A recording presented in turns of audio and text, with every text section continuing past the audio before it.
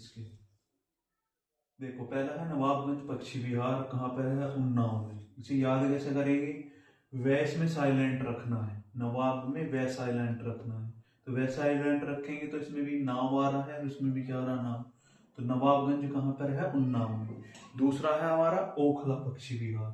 ओखला पक्षी विहार कहाँ है? गौतम बुद्ध नगर में।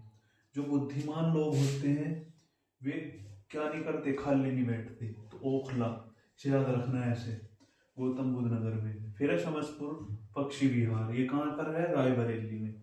जब समस्या आती है तो क्या लेना पड़ती है हमें? राय। तो रायबरेली से ऐसे याद रखना है। फिर है बखीरा पक्षी विहार। बखीरा पक्षी विहार कहाँ पर है? संत कबीर नगर में।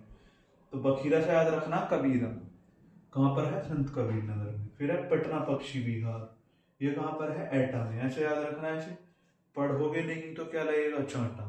तो पटना पक्षी विहार कहाँ है? एटा में। तो चांटे से याद रखना एटा। फिर है लाख बहोसी पक्षी विहार, ये कहाँ पर है? कन्नौज में।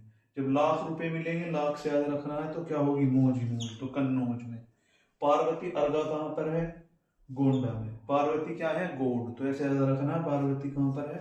पार्वती अर्गा पक्षी विहार गोंडा में। विजय सागर पक्षी विहार कहाँ है? महोबा में।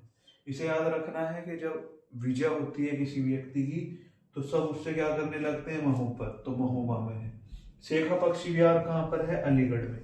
इसे याद रखना, जो शेख लोग होते हैं वे किसका पाठ करते हैं? अली अली का पाठ। तो अलीगढ़ में है।